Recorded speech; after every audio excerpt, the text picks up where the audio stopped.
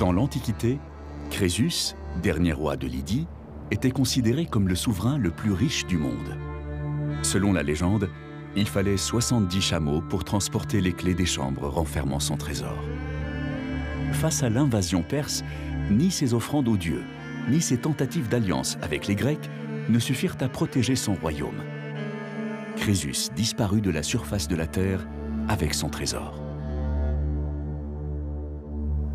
2500 ans plus tard, en 1970, un mystérieux appel téléphonique allait faire revivre sa légende.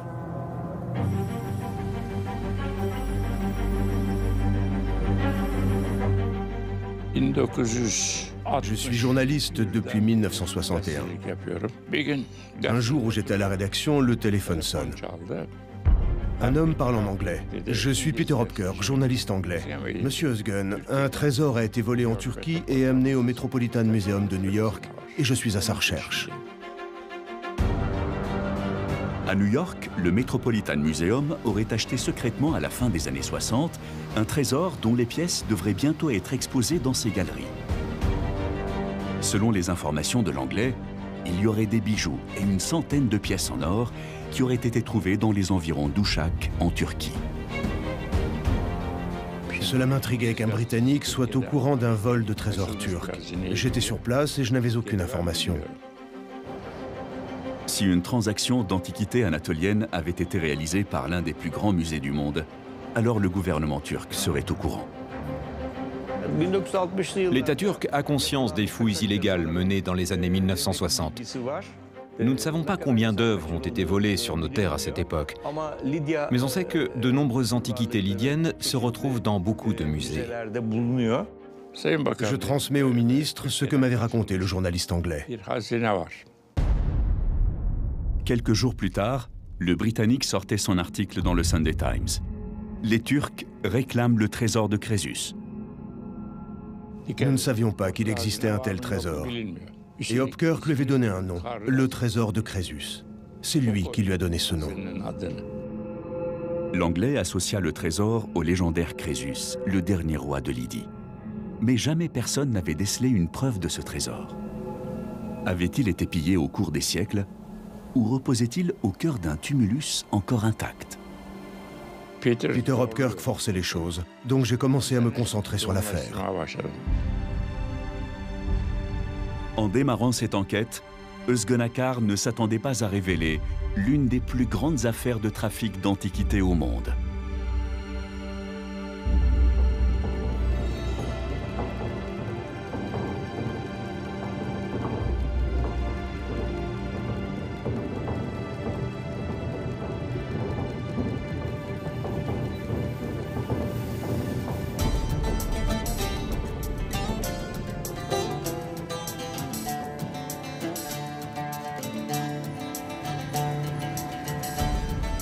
Située entre Ankara et Izmir, Uşak est une ville du sud-ouest de l'Anatolie.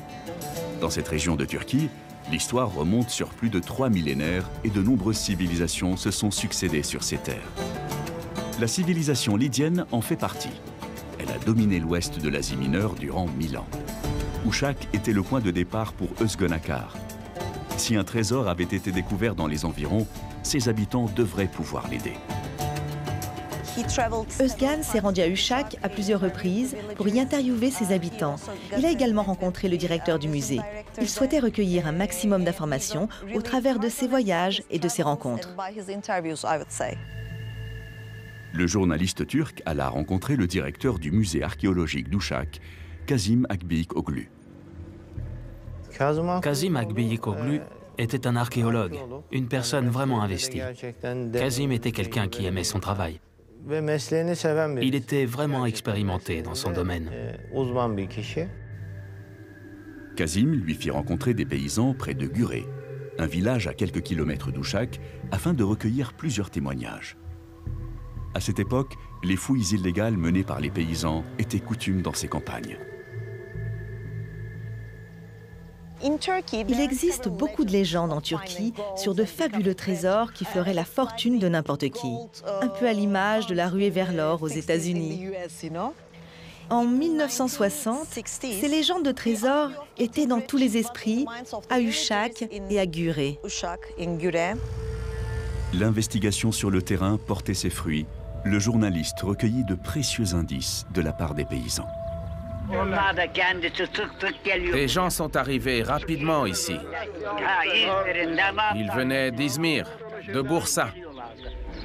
On ne sait pas où ils allaient. Ils se baladaient à 6 heures, puis ils revenaient à 15 heures. Il y a des feuilles d'or dans la terre, grandes comme ma main. Un peu plus petites ou un peu plus grandes. Des feuilles d'or. J'en ai pris une et j'ai demandé à mon oncle ce que c'était. Moi, bien sûr, je ne sais pas ce que ça vaut. Il l'a regardé, il m'a dit que c'était de l'or et il m'a demandé où est-ce que je l'avais trouvé. J'ai répondu que la terre en était remplie. Les villageois les amenaient au village et les pesaient sur la balance de l'épicerie. En 1955, un berger faisait paître ses moutons dans la vallée. Il avait un bâton, une canne à la main. La terre était ramollie à cause de la pluie. Il enfonça sa canne dans le sol. Quand il la releva, il y avait une feuille d'or accrochée au bout. Vous savez ce que sont ces feuilles d'or? Que ce soit une femme ou un homme, quand un noble était enterré, on lui dépose des feuilles d'or sur les yeux, comme cela. C'est comme ça que débuta toute l'histoire. En Turquie, personne ne parlait d'un trésor découvert récemment. Özgun se rendit dans la région pendant plusieurs années. Au fil des ans, il tissa des liens et gagna la confiance des locaux. Un jour, dans un café, un homme s'approcha de lui pour lui parler en privé et lui dit « Je connais un certain Kemal qui serait entré dans un tumulus. » Il fallait maintenant avoir plus d'informations du côté des Américains, et plus particulièrement auprès du Metropolitan. Le journaliste britannique avait lancé un pavé dans la mare avec son article, alors qu'il n'avait aucune preuve. Sur quoi se basait-il ? Le Metropolitan Museum de New York a toujours été considéré comme l'un des plus grands musées au monde. Il y a dans cet établissement des œuvres provenant du monde entier. Évidemment, le Metropolitan est une institution culturelle de renommée mondiale, un lieu incontournable pour le monde de l'art. Quand je me suis rendu au Met pour la première fois, les œuvres n'étaient pas exposées. J'ai alors pris rendez-vous avec un bon nombre de personnes au sein du musée. Ils ont répondu qu'il n'y avait rien, et ils ont tous essayé de me barrer la route. En 1967, Thomas Oving, l'ancien conservateur en chef du Met, est nommé directeur. À la tête du musée, Oving va contribuer à sa transformation et à sa modernisation. Il élargit les collections, fait venir des œuvres blockbusters qui lui permettent d'accueillir un nouveau type de visiteurs. En 10 ans, Oving se lance dans une politique d'acquisition de nouvelles œuvres mondialement connues en revendant des pièces moins prestigieuses ou qui sont en double dans le musée. Ils se considéraient comme un musée encyclopédique. Et c'est là que les problèmes ont commencé. Quand on a autant d'ambition, on est forcément moins regardant sur la provenance des œuvres dans une collection. Le directeur de l'époque ne voyait pas la nécessité de faire des recherches approfondies sur la provenance des œuvres. Avant la convention de l'UNESCO de 1970, je n'irai pas jusqu'à dire qu'il n'y avait aucune réglementation, mais on était quand même beaucoup moins vigilants. Dans cette frénésie d'acquisition, les directeurs ont multiplié par 20 la taille du musée depuis sa création en 1870. Le Met dispose de plus de 2 millions de pièces au sein de 17 départements de conservation. Comme il est impossible d'exposer un tel nombre d'œuvres, une grande partie est donc stockée dans ces entrepôts. Dans chaque musée, il y a un tas d'œuvres dans les entrepôts qui n'ont pas encore été exposées. Un nouveau musée pourrait être créé avec ces pièces stockées tellement il y en a. Le Metropolitan est un endroit comme ça. Özgun fit marcher son réseau sur New York. Il contacta une amie archéologue qui avait accès au musée. Il lui demanda de se rendre dans les dépôts du Met pour voir si un quelconque trésor originaire d'Asie mineure y serait entreposé. Elle est entrée à l'intérieur du musée.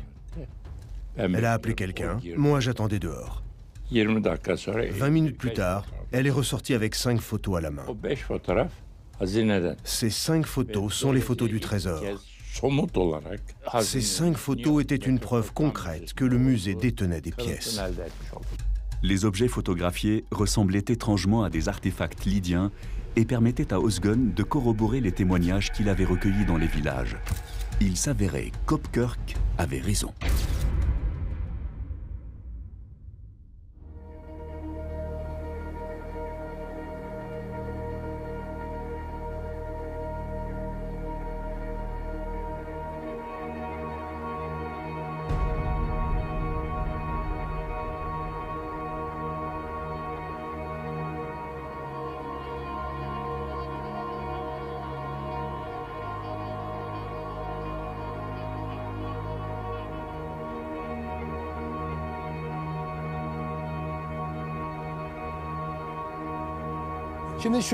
Dans l'Antiquité, il y a une croyance qui raconte que lorsqu'un roi s'empare d'un territoire, les pilleurs de tombeaux le précèdent.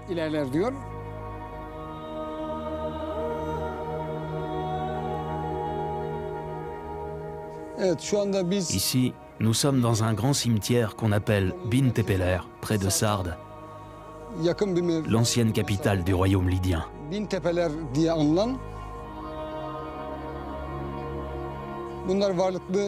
Dans cette région, selon nos chiffres, il y a environ 115 tumulus. Ces tumulus, ce sont les tombeaux des rois, de leurs familles et de leur dynastie. Chez nous, en Turquie, il y a plus de 50 000 tumulus. Et il y a plus de villes grecques antiques qu'en Grèce. Et plus de villes romaines antiques qu'en Italie. Par conséquent, nous vivons sur une terre où ont vécu les civilisations les plus importantes au monde après l'Égypte. Tout le monde connaît les pyramides d'Égypte. Ici, nous avons ces tumulus qui ont presque la même taille. Vers 1200 avant Jésus-Christ, l'Empire hittite est sur le déclin. De nombreuses puissances régionales émergent dans toute l'Anatolie. Parmi elles, le royaume de Lydie et sa capitale, Sardes. Ces terres fertiles et riches en métaux précieux lui permirent de dominer l'ouest de l'Anatolie. 3 dynasties se succédèrent à la tête du royaume. Le roi Crésus fut le dernier souverain de ce territoire en 560 avant Jésus-Christ. À l'époque d'Hérodote, et plus tard dans d'autres sources historiques, Crésus est décrit comme une personne très serviable, bienveillante et pieuse. On dit qu'il est très généreux et qu'il propose son aide partout. C'est une personne qui est appréciée dans la société qu'il gouverne. Car Crésus apporte un certain niveau de prospérité à son peuple. L'un de ses atouts est d'avoir amélioré la technique de raffinage de l'or. C'est ce qui a fait la richesse de Crésus et de la Lydie. Le personnage de Crésus est présent dans de nombreux textes anciens. L'expression « riche comme Crésus » est utilisée dans le monde entier. L'ampleur de sa fortune a marqué l'histoire et pendant longtemps, les explorateurs ont cherché à localiser son tombeau. C'est grâce aux rivières riches en sable aurifère que le roi lydien amassa une fortune considérable. Il mit au point de nouvelles techniques d'orpaillage dans les rivières de la région qui lui permirent d'extraire des paillettes d'or des sables du Pactole, la rivière qui bordait la ville de Sardes.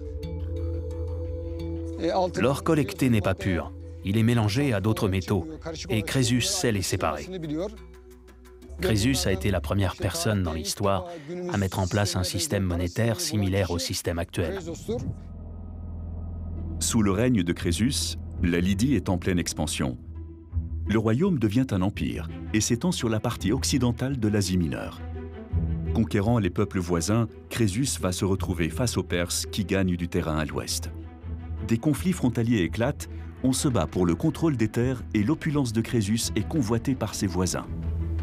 Cyrus le Grand, roi achéménide, assiège Sardes, la capitale lydienne. En 546 avant Jésus-Christ, les Perses s'emparent de la Lydie et Crésus est fait prisonnier.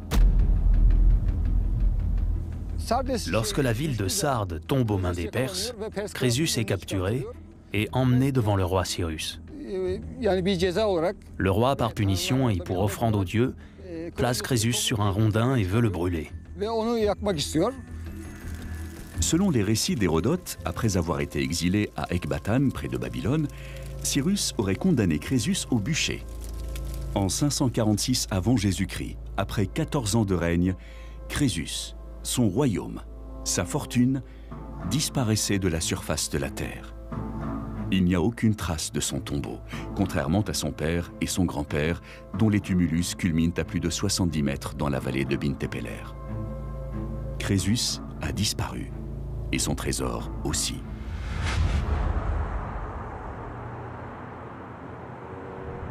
À New York, le Met ne donnait aucune réponse quant à la provenance des objets photographiés. Özgen était persuadé que ces photos représentaient bien des artefacts trouvés dans l'ancienne Lydie, des objets provenant de sépultures. La seule chose que nous voulions prouver ici, c'est que ce trésor venait d'Anatolie et que ces antiquités étaient lydiennes. Il fallait trouver les pilleurs. Il fallait obtenir leur témoignage. C'était crucial pour demander la restitution de ce trésor. Özgen et Kazim retournèrent à Gurée afin de rechercher les hommes qui auraient pu pénétrer dans une tombe. Il y avait 6 pilleurs.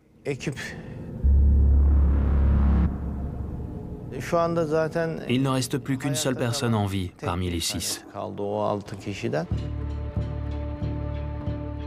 J'avais 23 ans avant d'entrer dans Top Tepe.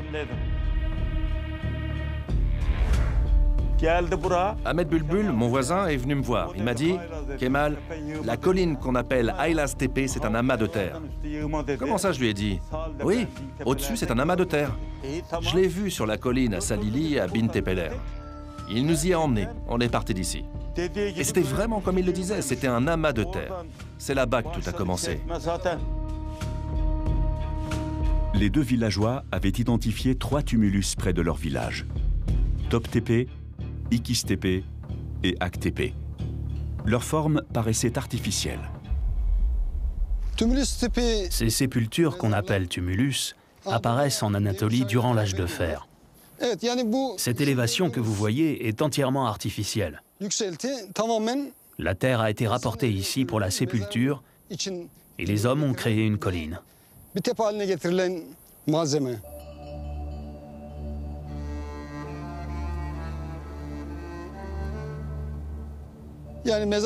Une fois que la tombe est prête, il faut amener le corps du défunt.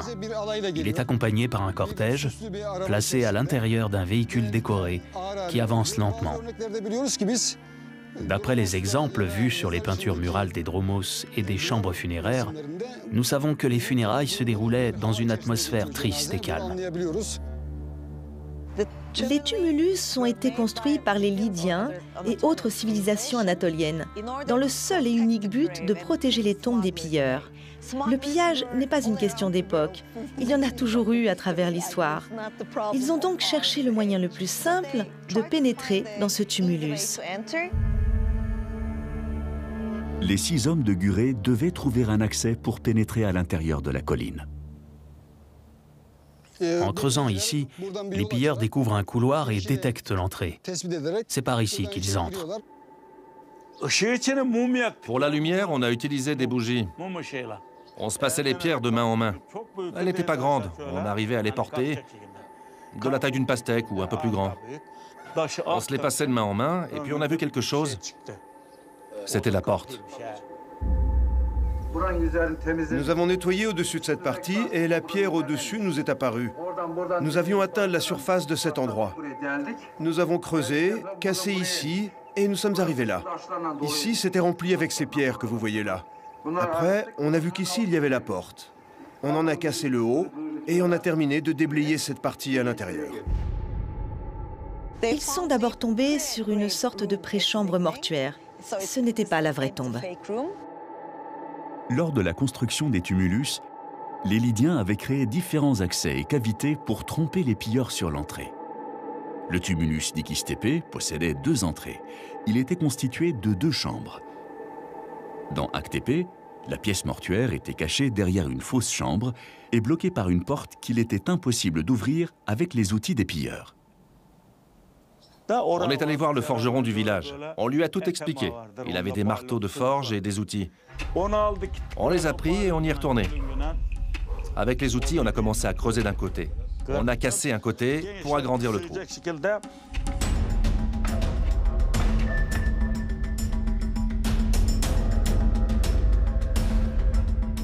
Sur la porte, il y avait des serrures en plomb et en métal à ouvrir. Une des serrures ouvrait la porte de la chambre principale.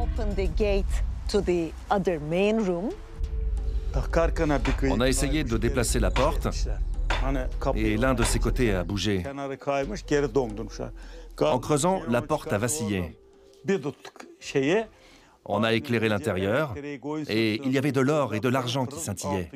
Comme s'il y avait l'électricité, je te jure.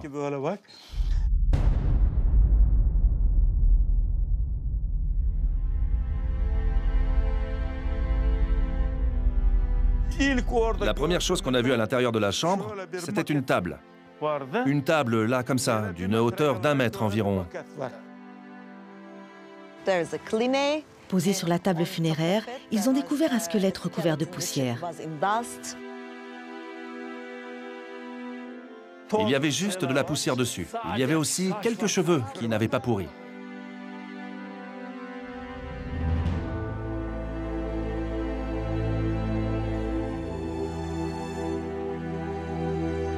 La chambre funéraire renfermait des objets d'une valeur inestimable. Les paysans sortirent des pièces de monnaie, des colliers, des pendentifs, des bracelets et des bijoux en or, des ustensiles en bronze ornés de têtes d'animaux, des vases en argent sur lesquels étaient sculptés des visages humains et sur lesquels on pouvait lire des scènes de combat. On a trouvé un collier en or, avec un cheval à l'avant et une queue de poisson dans le dos. Une petite pièce unique au monde, une broche d'or en forme d'hippocampe. Il y avait plus de 300 pièces en or, bronze, argent, agate, turquoise. Cette découverte était d'une richesse historique, extraordinaire. Ils n'en croyaient pas leurs yeux. La pièce était remplie d'objets en or et en argent.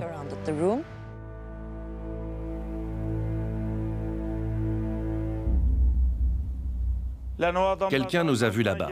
Et il est venu ici au village pour dire à tout le monde qu'on était allé sous la colline. Tous les villageois étaient au courant. Une fois que nous sommes arrivés en bas à la rivière, tous les villageois nous attendaient, en train de crier, parce qu'on arrivait. On avait tout caché dans nos bottes, mais personne ne le savait. On avait tout pris, mais ils ne le savaient pas. De retour au village, Kemal, Ahmed Bulbul et les autres avaient en leur possession ce que Peter Hopkirk appellera plus tard le trésor de Crésus. Sa valeur était inestimable, mais les paysans n'en avaient pas la moindre idée.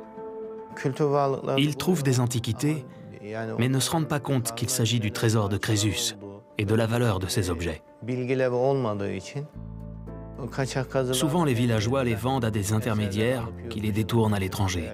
Ils les vendent à des prix qui leur paraissent élevés, mais qui sont totalement sous-estimés, compte tenu de l'importance de ces objets. Un acheteur a débarqué dans le village. Il a mis quelque chose sur son œil comme ça, et il l'a observé, puis il l'a reposé. Il me regarde, il met de l'argent, il me regarde, il met de l'argent. Je lui ai fait un signe pour lui dire d'arrêter, et il a arrêté. C'est comme ça qu'il m'a payé. Je me suis demandé comment ça pouvait valoir autant d'argent. Et voilà, c'est comme ça. C'est comme ça qu'on a acheté cette maison pour 900 €. Et j'ai acheté un champ aussi avec ce qui me restait. Le premier acheteur est arrivé de la ville d'Afyon pour acheter le lot en entier. Ensuite, il l'a revendu à un second intermédiaire à Izmir, qui lui-même l'a cédé à un troisième acheteur qui se trouvait à Istanbul. Cet intermédiaire le revendra à son tour à un dénommé Klejman. Il les emmènera aux États-Unis. Le plus souvent, on a affaire à 2 ou 3 intermédiaires. Lorsque les objets arrivent à leur destination finale, dans le bureau d'un directeur de musée, normalement un intermédiaire s'est déjà chargé de préparer les faux certificats de provenance. Avant d'atterrir chez le galeriste Klejman à New York, le trésor passa entre les mains du collectionneur suisse Georges Zakos. Dans les années 60, c'était l'homme qui faisait transiter la plupart des antiquités grecques et turques vers l'Occident. Donc, il faut d'abord que ça passe par un pays dont la législation sur le transport d'œuvres d'art est plutôt arrangeante. Pour résumer, on envoie les objets dans ce dit pays et à partir de là, on les achemine vers leur destination finale dans le seul but de leur créer une histoire et un vécu. Dans le cas d'un objet de grande valeur, il est impératif qu'il ait une histoire. Une œuvre d'art ne peut pas apparaître sur le marché comme ça, comme par enchantement. Elle doit avoir une origine quelque part. Donc, sur les documents officiels, la Turquie ou la Grèce n'apparaissent nulle part. Le seul pays mentionné, c'est par exemple la Suisse. Si l'objet n'a aucune véritable origine, c'est forcément qu'il y a un loup quelque part. Si on s'en tient au village de découverte, ça paraît plutôt mal organisé. Mais si on élargit un peu, on s'aperçoit que c'est tout le contraire. On appelle un ami, qui en appelle un autre, puis un troisième. Le troisième le fait passer par un autre pays, d'où il rejoindra sa destination finale. Voilà comment ça se passe. Avec les témoignages des pilleurs, Özgen Akar avait maintenant une description précise des objets trouvés dans les tombes.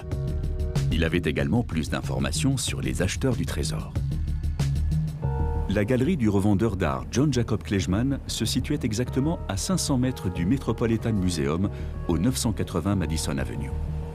L'étau se resserrait sur le musée new-yorkais. Özgen n'avait plus de doute. Il y avait de grandes chances pour que le trésor caché dans les entrepôts du Met soit bien le trésor de Crésus. Le coup de grâce allait tomber en mai 1974. Le Metropolitan avait sorti un catalogue. Un jour, j'y suis allé et j'ai pris 10 exemplaires de ce catalogue. Dans les années 70, ils ont sorti 5 œuvres de leur entrepôt pour une exposition. Mais l'origine restait très vague. Ils avaient marqué East Greek, Grèce de l'Est. Dans le catalogue, ils avaient écrit East Greek au-dessus des œuvres, afin de pouvoir se couvrir pour faire une exposition. Je pense qu'ils ont voulu tâter le terrain. S'ils ont marqué un trésor de Grèce de l'Est et non trésor de Crésus ou trésor lydien, c'est tout simplement qu'ils voulaient en cacher la provenance. Ils ne voulaient pas qu'on sache que ça venait de Turquie. C'est parce qu'ils le savaient qu'ils ont écrit East Greek à l'exposition. La Grèce de l'Est, c'est où? C'est l'Anatolie. Ils le savaient depuis le début. Après plusieurs allers-retours entre Uşak et New York, le journaliste avait enfin réuni toutes les preuves. Le gouvernement turc n'avait plus qu'à prendre sa décision. Maintenant, il fallait attaquer le musée et le gouvernement turc a accepté. Le tribunal fédéral de New York a été saisi. Le catalogue confirma que le trésor de Crésus était bien ici. Une description sous les photos mentionnait un don de Jacob Klejman. Le musée l'avait en fait acheté au galeriste Klejman pour 1,7 million de dollars. Le Met a vivement rejeté toutes les requêtes de la Turquie. Ils ont refusé de coopérer, n'ont fourni aucune information prétextant que ça venait d'ailleurs. Le Metropolitan a répondu « Non, ce n'est pas comme ça que je les ai achetés. Je les ai achetés légalement pour 2 millions de dollars. » Ils ont contesté et on a dit que cela ne venait pas d'une fouille illégale, qu'il y avait une origine, des papiers, etc. La Turquie est revenue une dernière fois à la charge en présentant la preuve irréfutable que ces objets leur avaient bel et bien été dérobés. Si les autorités turques compétentes peuvent prouver que ces objets proviennent bien de Turquie, alors qu'ils les reprennent. Ils devront juste nous rembourser ce qu'on a payé. C'est ce qu'il me semble le plus juste comme décision. Mais le jour où j'ai pris ma retraite du poste de directeur du Met, ils ont complètement changé leur fusil d'épaule. Ils ont rompu tout dialogue avec les autorités turques et ils ont engagé toute une batterie d'avocats. On avait beau leur mettre des preuves tangibles et parfaitement légales sous les yeux, rien à faire. Ils refusaient catégoriquement. Alors, cette fois, le gouvernement turc a pris une grande décision. En 1987, avec l'accord du Premier ministre turc, la Turquie attaqua le Metropolitan. Le procès dura 7 ans.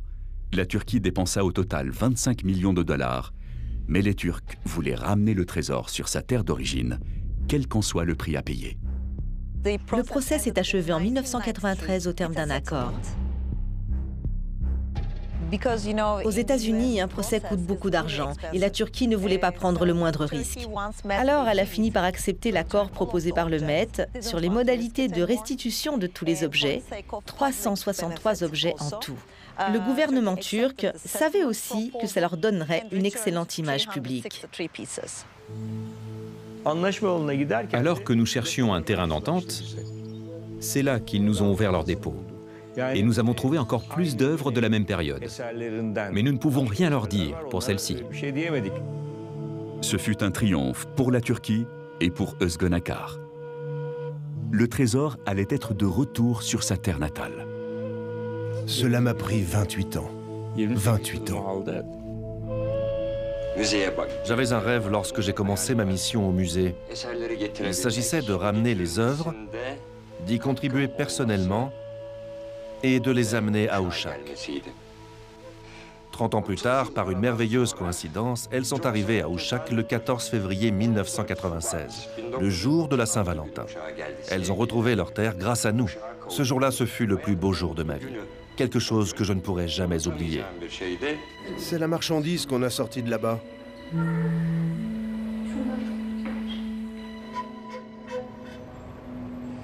Après ce procès, la Turquie a mené de multiples opérations pour récupérer les œuvres antiques achetées illégalement par les musées occidentaux.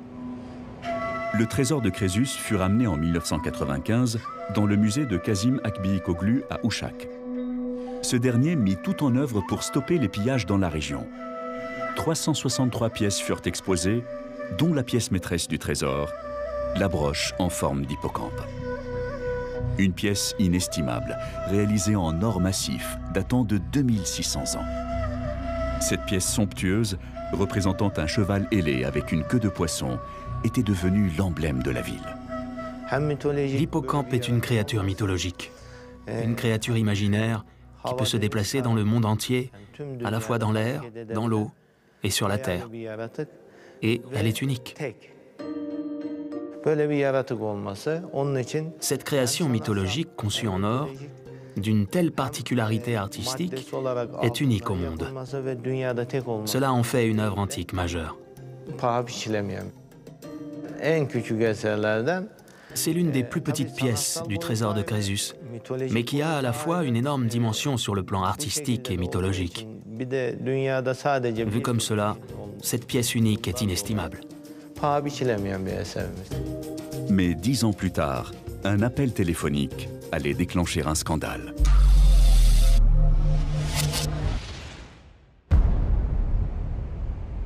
Les objets exposés au musée faisaient la renommée de la petite ville et la fierté de ses habitants. En 2005, une archéologue de la région reçoit une étrange information d'un musée voisin. Le directeur de ce musée lui raconte qu'on vient de lui apporter une réplique parfaite de la broche hippocampe. Celle-là même qu'ils ont rapatriée du Metropolitan de New York. Ce à quoi elle a évidemment répliqué que c'était impossible. Cette broche est un exemplaire unique, lui dit-elle. Il n'en existe pas d'autre. Donc celle qu'on vous a rapportée ne peut être qu'un faux. Un jour, alors que je faisais un discours quelque part, une femme s'est assise au premier rang. Une belle femme avec un petit décolleté. Elle avait la broche hippocampe sur la poitrine. Alors je me suis dit, mais qu'est-ce que cette broche fait sur cette femme? La broche d'hippocampe, pourtant unique, apparaît à divers endroits de Turquie. C'était incompréhensible. La jeune archéologue se rendit alors au musée d'Uşak pour trouver une explication. Et là, elle se rend compte que la caméra de surveillance a disparu. On en voit encore les traces, mais elle a été volontairement retirée. Bien sûr, comme c'était un musée, et parce qu'il avait été construit avec de faibles moyens à l'époque, les systèmes de vidéosurveillance, les box et vitrines étaient obsolètes, et pas aussi sécurisés qu'aujourd'hui.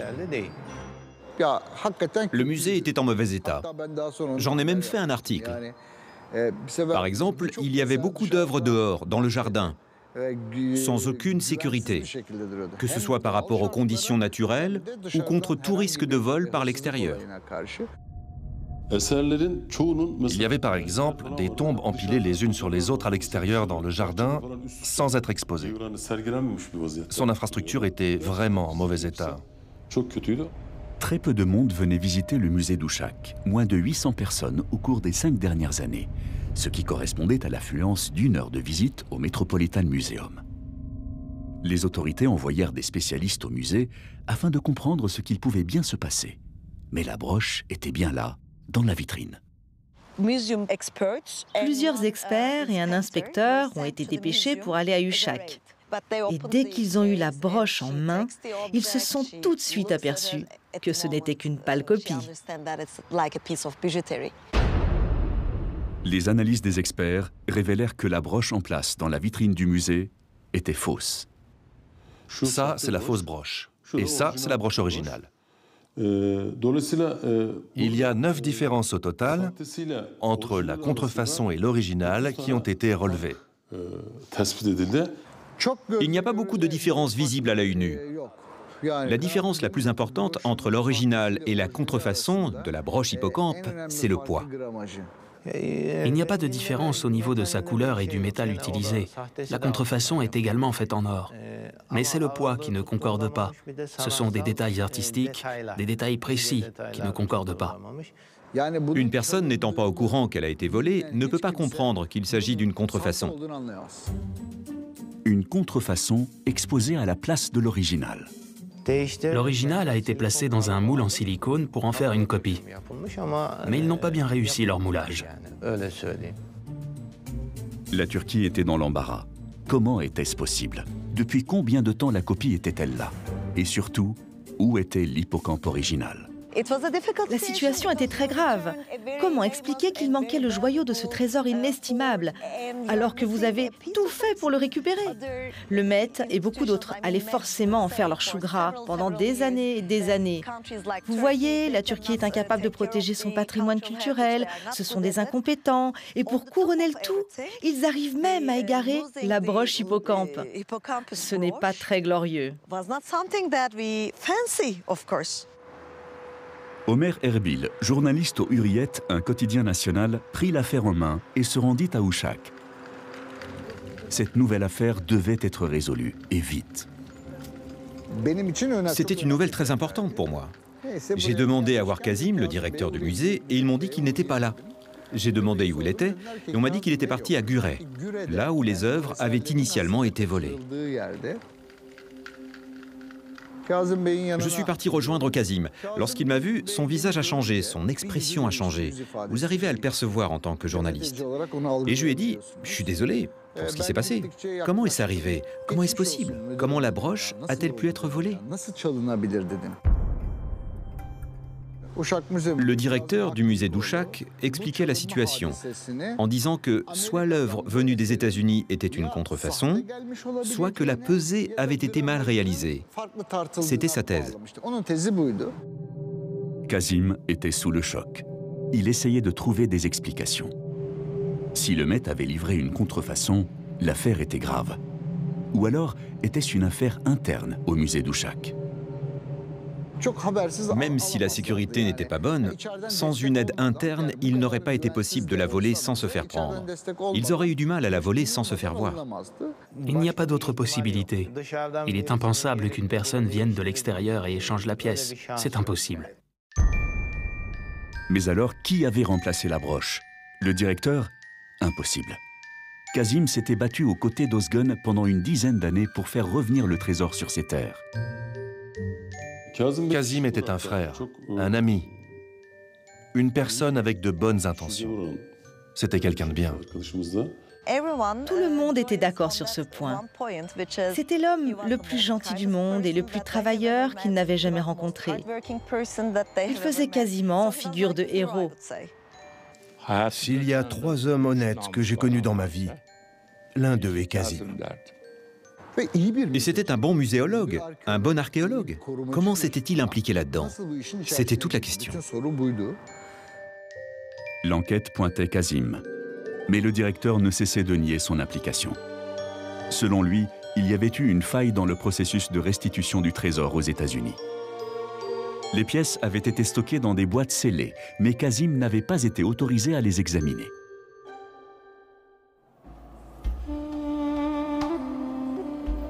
Quelques mois plus tard, la police d'Istanbul détecta une transaction illicite d'œuvres antiques à Kapalı Çarşı, le grand bazar d'Istanbul. La police ne savait pas de quelle œuvre il était question. La seule information qu'ils avaient, c'est qu'une bande venant d'Uşak essayait de vendre à Istanbul une œuvre venant d'un musée. Quand la police d'Istanbul a appris cela, elle en informa la ville d'Uşak. Et c'est après que Kazim Akbikoglu a été mis sur écoute téléphonique. L'enquête d'Omer et les écoutes menées par la police permirent de mettre en lumière toute une face cachée de la vie de Kazim. Il semblait qu'une malédiction s'était abattue sur lui. Sa femme le trompait avec le maire d'Uşak. Les deux amants eurent un terrible accident de voiture qui leur coûta la vie. Seuls les deux enfants de Kazim, à l'arrière du véhicule, survécurent. Kazim fut traumatisé et sombra dans une spirale qui l'entraîna dans une véritable descente aux enfers. Il sortait le soir, jouait aux jeux d'argent. À un point tel qu'il arrivait ivre au musée. Il avait loué un appartement en face du musée et avait développé une seconde vie. Il y avait des prostituées là-bas. En plus de l'alcool, il s'est enthousiasmé pour le jeu, pour lequel il n'avait aucun intérêt auparavant. Il a perdu le contrôle. Kazim s'est retrouvé avec d'énormes dettes. C'est l'unique raison à tout cela. Ils ont commencé à menacer sa famille. Après ça, ils ont commencé à faire pression sur Kazim, à le menacer. Des menaces de mort. Ils ont commencé à l'endetter, puis petit à petit lui demander des œuvres contre ses dettes. Comme Kazim n'avait plus le choix, il a été d'accord et leur a dit « Il y a une grande pierre tombale à côté de la porte dans le jardin du musée. Prenez-la et emmenez-la. Faites ça la nuit, on pensera qu'elle a été volée. » Mais cela ne suffisait plus. Il fallait un gros coup, une pièce de valeur. Les truands ciblèrent la broche hippocampe en or. Elle était petite, donc facile à voler, et pouvait rapporter gros sur le marché noir des antiquités. Kazim a contesté, il a dit que c'était trop voyant. Alors, il a proposé de faire réaliser une contrefaçon. Il a été déterminé qu'il avait créé des incidents sur l'ouverture des vitrines et sur le système de vidéosurveillance. Uşak est réputé pour ses bijouteries.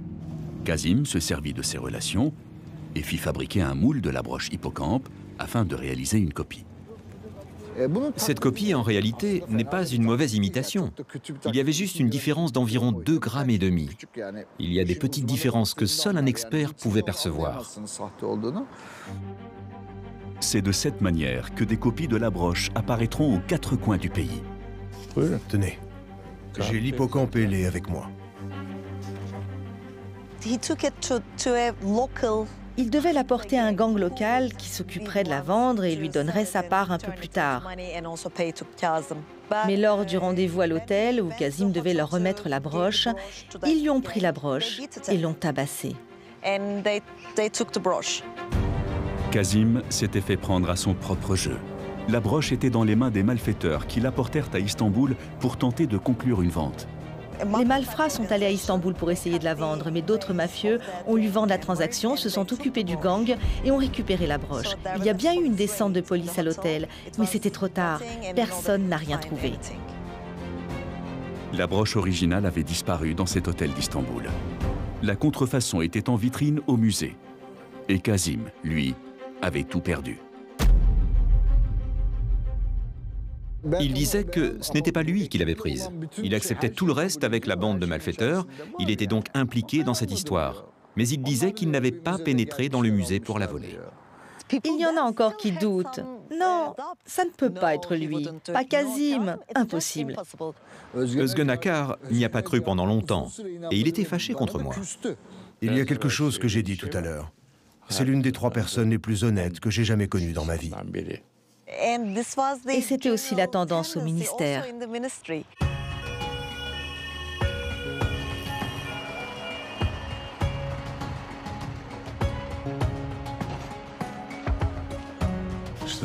Ça date du 16 février 2009.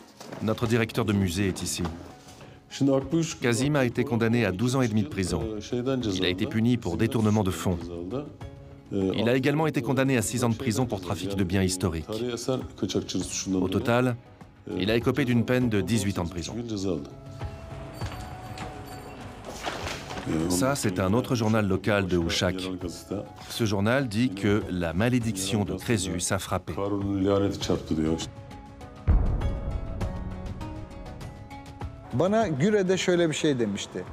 À Guré, Kazim m'avait dit qu'il était arrivé quelque chose à toutes les personnes ayant dépouillé les tumulus. Et on n'arrêtait pas de lui dire « Directeur, arrête de t'occuper de ces tumulus, de ces fouilles, de ce Crésus. Un jour, il finira par t'arriver un malheur. » Kazim n'y croyait pas. Mais aujourd'hui, il lui est arrivé un malheur. « Je suis en plein dedans », disait-il.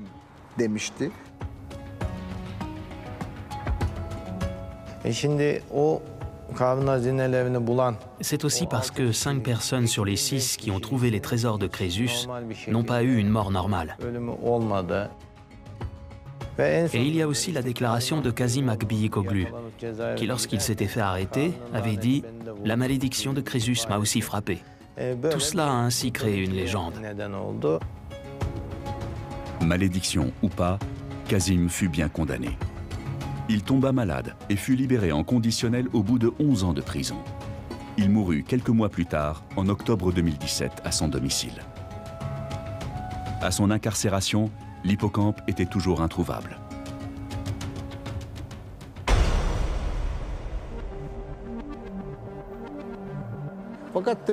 Bien sûr, la République de Turquie, les affaires étrangères, la police, le ministère de la Culture ont communiqué à Interpol les photographies et toutes les informations concernant l'œuvre. Elle était donc recherchée par Interpol dans le monde entier.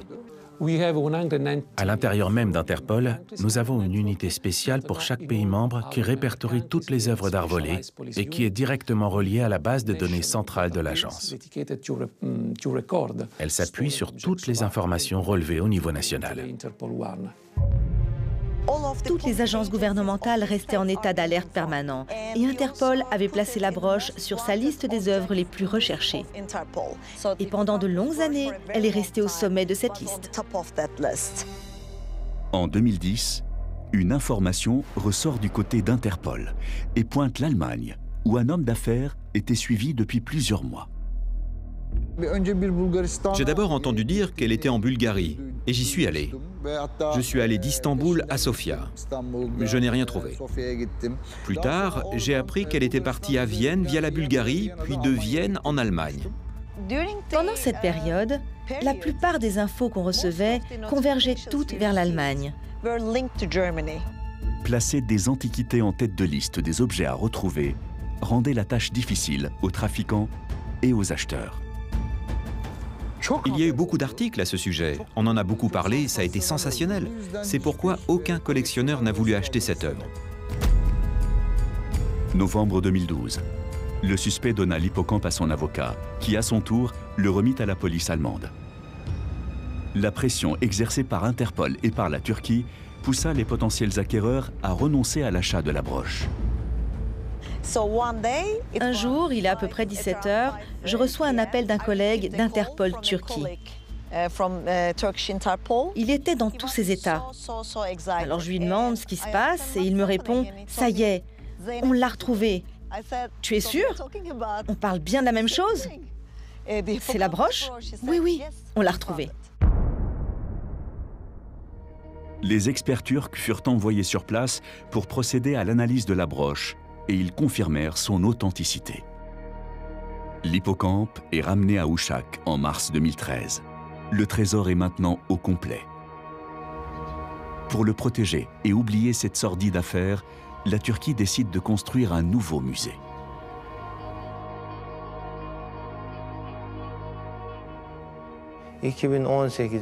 La broche originale, l'hippocampe ailé, est arrivée dans notre musée courant septembre 2018. Et elle y est maintenant exposée.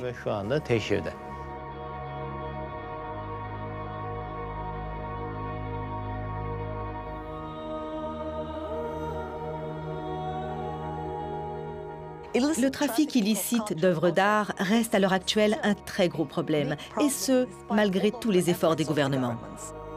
C'est une affaire très sérieuse, parce que ça sert également à financer le terrorisme. Dans l'ombre, le trafic d'œuvres d'art génère des milliards dans le monde entier. Il est, après la drogue et les armes, la source de financement illégal la plus lucrative. Mais depuis ces 50 dernières années, la lutte contre ce commerce illégal n'a cessé de progresser. Pour la seule année 2019, on a répertorié plus de 12 700 délits, ce qui amène à plus de 56 000 le nombre d'œuvres d'art volées. Mais c'est surtout d'un autre chiffre dont j'aimerais parler. En 2018, plus d'1 million d'objets ont été récupérés. Le retour du trésor fut une étape sans précédent dans l'histoire de la lutte contre le trafic illicite d'antiquités. Après son pillage dans les années 60 et le vol de la broche 40 ans plus tard, les 363 pièces achevaient cette odyssée sur leur terre natale, l'ancienne Lydie, le royaume de Crésus.